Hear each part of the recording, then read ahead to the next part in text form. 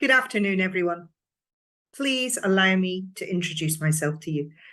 My name is Cath Baxter, and I am a professional voice coach and a public speaking expert. And I'd like to welcome you to this session this afternoon, which is entitled How to Speak So That Others Listen. Now, I'm really mindful of my audience this afternoon because you all work in communications. We work in the same industry. However, what I'm going to share with you this afternoon is specifically how you can employ your spoken voice as a tool to effectively influence. Now, Thomas Jefferson said it really well. He said, "The most valuable of all talents is that of never using two words when one will do." How can you be the person that when you speak, everybody listens? Well, for me, it's often about saying less. It's about learning how to be succinct. And that's one of the key tools that I'm going to share with you in this session this afternoon. Now, in order to get the most out of this session, what I'd love you to do is to begin by asking yourself this question. What do I do? How do I communicate? How do I get my messages across? And as we go through this session today, I'm going to share with you a series of actions to take. And as we explore those actions together, ask yourself, do I do that? Is that something that I've seen other people do? And as we get to the end of the training session, perhaps just take some time to consider what actions you've taken previously and what actions you might now want to take moving forward. Because what we're really talking about in this session today is about influence. And all any of us have are three tools to influence. They are your physicality, which is how you physically convey your messages. Then you have your voice, and then the words themselves. And in your professional lives, those words are both written as well as spoken. And my area of expertise comes in when you have to bring the body, the voice, and the words together. Now, everyone on this call speaks at around about 150, 160 words per minute. Here's the thing. We all think an awful lot faster than that, around about 1,000 words per minute. And for many of us, it's those thinking words that can either optimize our impact, but they can also serve to undermine our impact. And here's why. Over the course of my career, I've identified three types of communication. And the first I call unconscious communication. You do not need to think in order to speak. Speaking is an unconscious activity. It's like eating, it's like drinking. However, when we communicate unconsciously, habits can emerge that can undermine our impact. Then there's something that I call self-conscious communication. And self-conscious communication occurs when the stakes rise, when we realize that people are perhaps judging us or there's some scrutiny around what we're saying. And that's where those 1,000 thinking words start kicking in and saying to us things like, are these people listening to me? What's my next slide? Who am I? And what we're going to look at today is something that I call conscious communication. And conscious communication I define as a series of deliberate actions that when you take those actions will move you from unconscious or self-conscious communication to communication that is conscious and deliberate. So specifically in this session today, I'm going to share with you the following. I'm going to share with you 4 actions to take that will enable you to communicate with greater impact and speak so that others listen. We're going to learn the number one tool that conveys verbal credibility and influence. We're going to look at how to enhance your physicality to increase influence in a hybrid world. And we're going to look at how you can communicate succinctly. So who is this woman who is coming to you live? Well, pre-recorded from her home in Surbiton in southwest London. Well, as you can hear, I'm definitely not from Surbiton in southwest London. I'm originally from Aberdeen. And when I was 17, I moved to Glasgow and I went to the Royal Scottish Academy of Music and Drama and I trained as an actor. And I worked in Scotland as an actor for around about 10 years, hitting some very, very high dramatic heights at the time. Got to have a little bit of RABC on your CV, a wee bit of Taggart here and there. But all the while that I was working as an actor, I also worked as an educator and as a teacher. And I realised that education was where my heart lay. And so I moved to London and I went to the Royal Central School of Speech and Drama. And I did an MA in voice studies. And that gave me a fundamental understanding of the anatomy and physiology of how we produce sound, but also how we can use our words to influence. But the only reason why I did that was to go back into the drama school environment. And indeed, that's what I did. And so for 14 years, I was head of voice here. This is Mountview. It's one of the top 5 drama schools in the UK and the top musical theatre course in the country. If you take a trip to London, to the West End this evening, you're going to see actors that I have trained, and many of them are currently playing lead roles. But what does the job of an actor have to do with your role working in communications?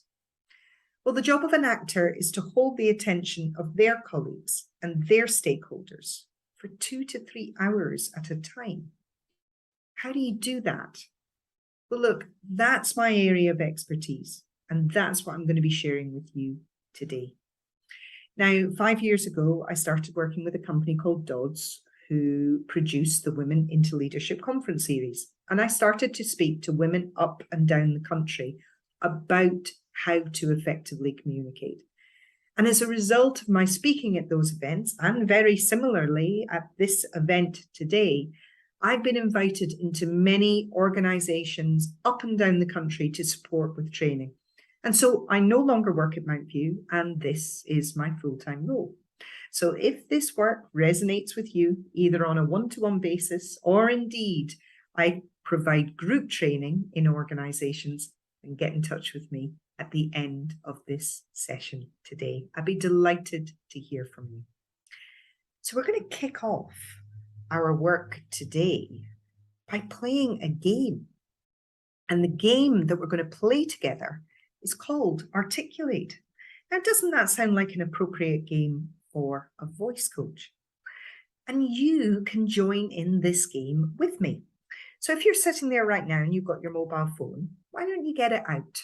And if you type into Google the words virtual articulate cards, the first hit that you will see will say drummondpark.com/articulate cards. And if you click on that link, you'll get taken to a red website. And if you scroll down the page of that website, you'll see 2 articulate cards, just like this, one on top of the other. And if you click the top card, 6 words will appear, just like the 6 words you can see in front of you now. Now, when you play Articulate, the aim of the game is to describe the word that's on the card.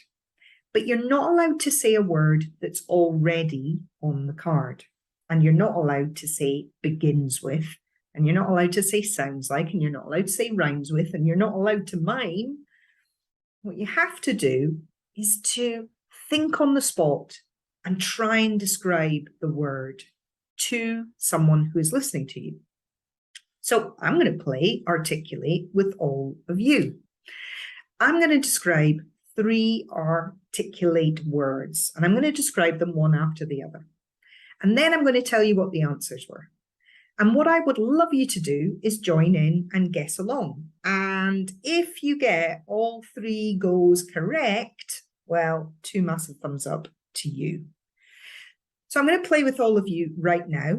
I haven't pre-looked at the card, and the aim, so I'm going to need my glasses, and the aim is to be able to articulate 3 words or more as fast as you can. So here I go. Okay, so this is the people category. So this is a person. This guy used to be a footballer, but now he's probably the main BBC sports correspondent. And as a footballer, he used to play for Leicester. This is an action, and all of the action words end in ing. And this is what you do when you go to the ballot box and you cast. I can't say the word, but you cast. It means that you are doing the process of in a general election, for example. That's my second word. My third word is nature category. And so this is something that you get at Christmas, and it's something that you kiss underneath. It's a bit of foliage that you kiss underneath. Okay. What were those 3 words that I was describing? The first word was Gary Lineker. The second word was voting. And the third word was mistletoe. So if you got those 3 words right, 2 massive thumbs up. But why? Why am I playing the game with you? Well, every single day at work, you're doing 2 things. You're thinking on the spot and you're describing something. That's exactly what you do in this game. You have to think on the spot and describe something. But when we think on the spot and we describe something, a number of vocal habits can emerge that can undermine our impact. So I just played the game unconsciously. I wasn't thinking about how I was saying it. But my unconscious version of the game sounds something like this. Oh, right, okay. So this is the people category, and can you hear how I'm making a lot of sound? I'm not actually saying anything of real value at all. And what would be much more optimal is to pause, is to take a moment. But here's the thing. No one wakes up one day going, I know how to pause. I know how to take a moment. It's something that takes practice. And so our first deliberate action in order to speak so that others listen is to prepare to pause. And I make no bones about calling it the power of pause. So first of all, a pause is a non-verbal form of emphasis. I'm going to come back to that. A pause slows you down, and a pause gives you and other people time to think. Pausing for me is the #1 tool that can establish your credibility and influence during important communications. Because when you're able to pause, what you're unconsciously sending out to your listeners is that you're able to breathe. You're able to handle pressure. Because when we experience adrenaline, everything speeds up. But if you can just allow yourself to breathe, to take a pause, you demonstrate that you're able to handle your adrenaline. Now, what is a pause exactly? Well, a pause is a non-verbal form of emphasis. What does that mean? Well, basically, if you pause before a word, it emphasizes what comes after the pause. Now, I think the most obvious example that I can give you of this is how every single actor who has ever played the character of James Bond introduces themselves on screen. Now, I'm Scottish, so I'm going to go with Connery. Hello, my name is Bond. James Bond. And it's the pause after the Bond, before the James, and then another little pause, Bond, that emphasizes those 2 words and makes them memorable right the way across the world. Those actors certainly didn't go, my name's Bond, James Bond, and get louder. They just employed pause. And that's what you're seeing me do right the way through this session with all of you. And it's how I introduced myself to you at the beginning of this session. I said, hello, my name is Cath Baxter. And I gave a little space around my name. Now, this is really important if you're introducing yourself for the very first time, or indeed if your name is unusual, perhaps, to the people who you're influencing. If you give a little bit of space around your name, it ensures that people are much more likely to understand you, and they're much more likely to connect with you. So perhaps just take a little bit of practice in your own time and give a little James Bond to your name. What else does a pause do? Well, it slows you down. And rate of speech is the number one reason why people come to see me for training. How can I slow down my rate of speech? I think I speak too quickly. Well, if you put more pauses in your sentence, it takes longer to say the sentence.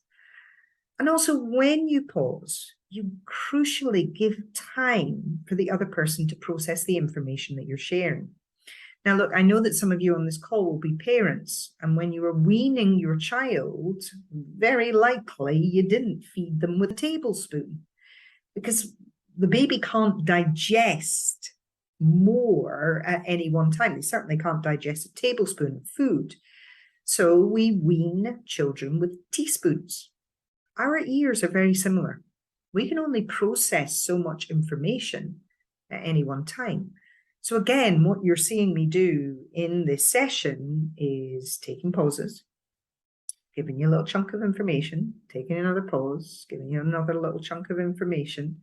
And as a result, it's really easy to follow what it is that I'm saying. But you can only do this when you bring your attention to how you communicate, and playing articulate is one of the simplest ways to begin to do that. So where should you pause? Let's take a look at where we want to pause. We want to pause before we start to speak. We want to pause instead of pesky words like so, right, and okay. It's not that you can't say them, but they clutter up our sentences. We want to pause instead of the ums, the ers, the ahs. Again, it's not that you can't make those sounds, it's just that it can make you sound more hesitant than you actually are. I would suggest that you also take a pause instead of hesitating. Now, I define hesitating as, you know, when you hold on to a word in order to give you a little bit more thinking time, and what is more optimal, is just take a pause, give yourself some time to think. And finally, I promise you that effective pausing will not be interrupted. So if you've followed everything that I'm saying, you will get the idea that one of the things I'm going to suggest that you do in your next meeting is to take a pause. However, I'm concerned that what some of you will be thinking is that you have to do this. Cath told me to pause. She said it was a really good idea, but I'm really not sure that... Because for a lot of us, the idea of pausing, what we actually end up doing is freezing. So how can you make your pause more effective? Well, let's take a look. We can make our pause more effective by breathing.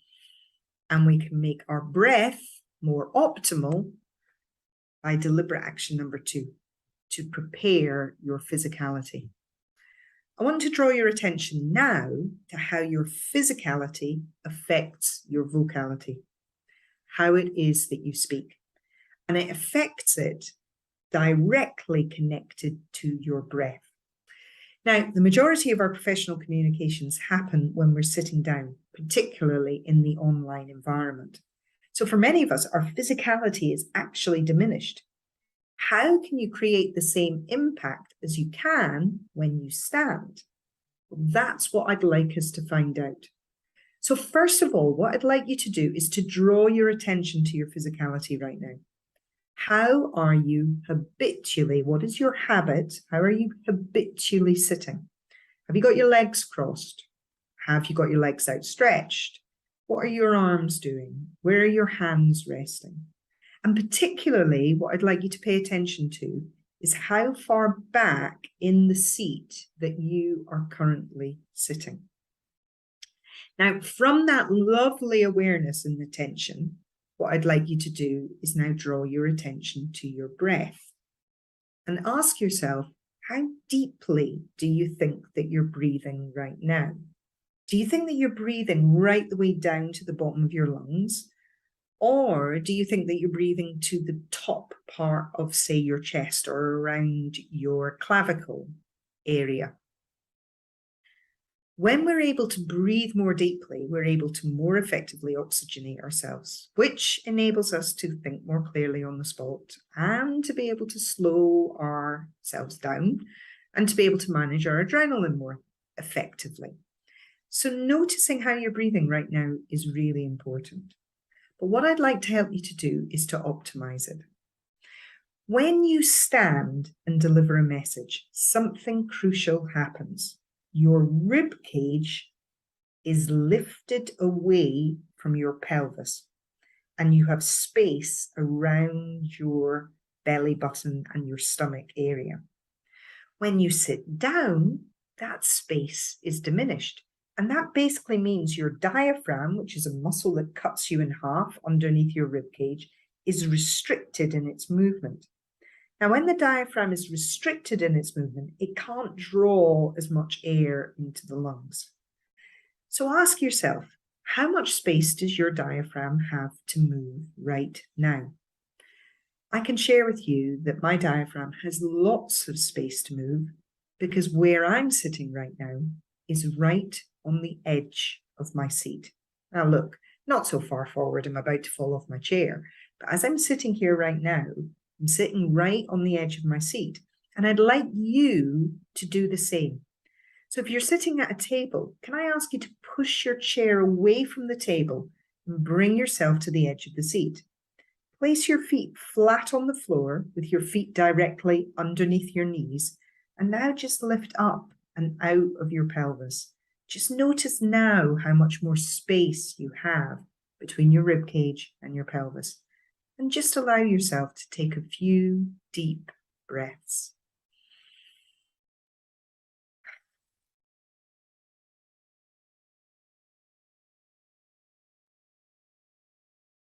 Notice how much more space you have in your rib cage. And if you're really not sure that that's the case, why don't you go back and sit to what is comfortable for you right now and take another deep breath. Ask yourself, how deeply can you breathe? Because if you want to optimize your physicality and speak so that other people listen, the most effective place to do that is to sit on the edge of your seat. Now, what I'd like to reassure you, particularly in face-to-face communication, is that all anybody ever looks at is head, shoulders, and upper torso. Nobody's ever aware of where it is that you're sitting. None of you knew watching me today that I was sitting on the edge of my seat. But for me, it enables me to really breathe deeply, to be able to manage my adrenaline. And as I breathe deeply, I'm able to oxygenate myself more effectively so I can communicate more effectively on the spot. Let's take a look now at our next deliberate action. And our next deliberate action is to get virtually ready. Now, 2 years ago, our professional lives completely changed and we all found ourselves working from home. And if you were anything like me at the time, you were trying to get your head around the functionality of Teams and Zoom. And over the course of the last couple of years, we've all developed our expertise at communicating in a very unique professional environment. Fast forward to today, many of us are returning to a hybrid form of working, where there are some days it's face-to-face, some days it's online. And so what I want to share with you is how you can create effective and optimal virtual impact. And the key is to replicate what you see in a face-to-face environment. So in a face-to-face meeting, we look, as I just mentioned, at our heads, our shoulders, and upper torsos.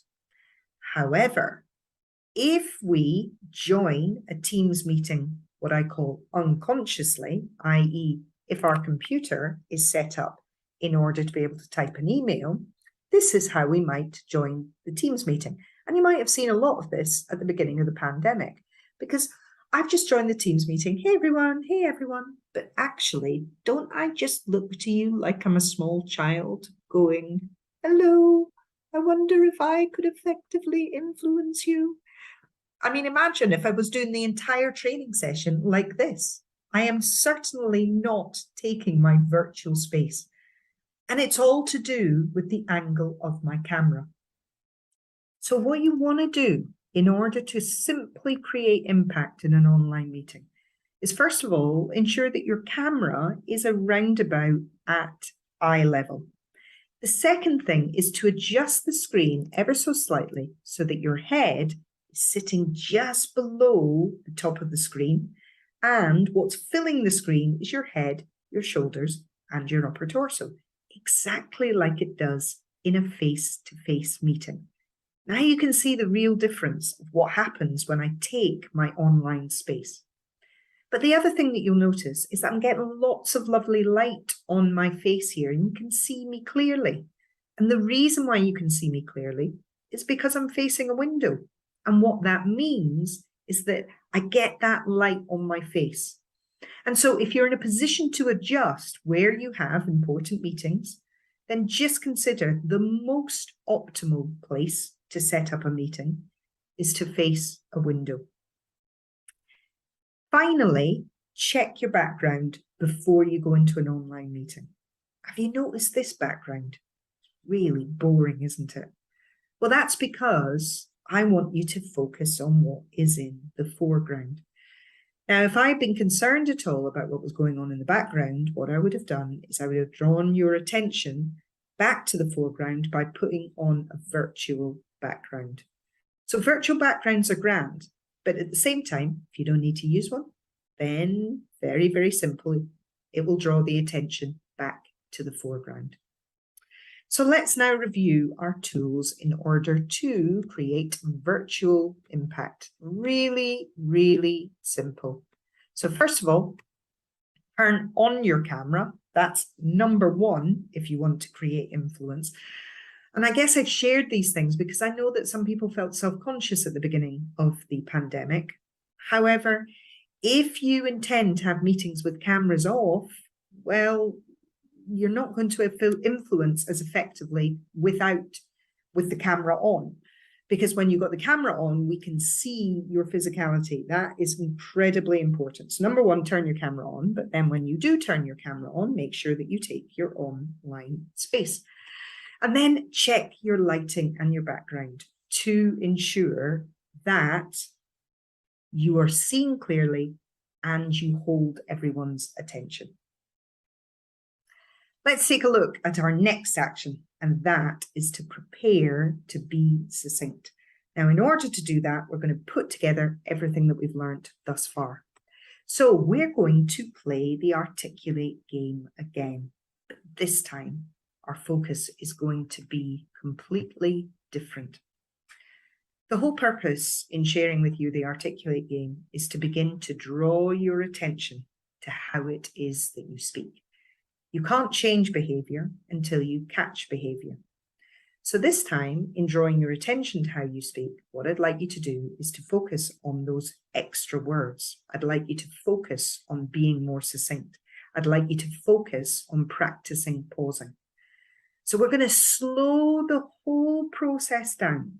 And this time, we're going to play the game in order to practice pausing, to practice breathing, to practice being on the edge of the seat, and really taking time, sharing information in bite-sized chunks so that it's easy for others to process. And in order to do this, you're going to have to really, really take your time. But if you do, say, 20, 25, 30 minutes of practice, you can really start to pick the pace up, but without adding all of those extra sounds. So again, I'm going to play articulate with all of you. I'm going to describe 3 words as before, but this time, notice how I'm changing the delivery. This time, I'm really focused, not so much on what I'm saying, but I'm really focused on how I'm saying it. Let's play articulate game again. Please try and guess. Join in with me in that respect, but notice not really what I'm saying. Notice how I'm saying it. 3 new cards, or rather 3 new words. This is the people category. This is a female Prime Minister, the second female Prime Minister we had in the UK. This is the object category. This is an object that we use to eat food. Its partner is a knife. And final word. This is a random word. This is a term that's used in the game poker. When you are indicating that you have a particular hand, but actually you don't have a particular hand. So the first word I was describing there was Theresa May. The second word was a fork. And the third word, perhaps a little bit more challenging, but I was describing how to bluff. But notice how I did it. Notice how I said a little sentence right at the beginning. I said, this is the people category. Now that sentence just gave my thinking words a little bit more time to tune in and to give me the time to think about how I want to describe the word. Then I took a pause and I shared information in bite-sized chunks. And the very first time you give this a go and you try and play articulate without umming and erring and ahhing, you're going to and err and ah. Don't beat yourself up at that point. Just simply stop and start the sentence again. Slow the process down, because when you do that and you start to draw your attention to how you speak, you can gain enormous control over your communication. So let's review what it is that we've looked at. Before your next meeting, commit to being succinct. Do that by asking yourself, how few words can I use as I share the information I need to share today? Then pause. Consider your responses. Draw your attention to how you speak.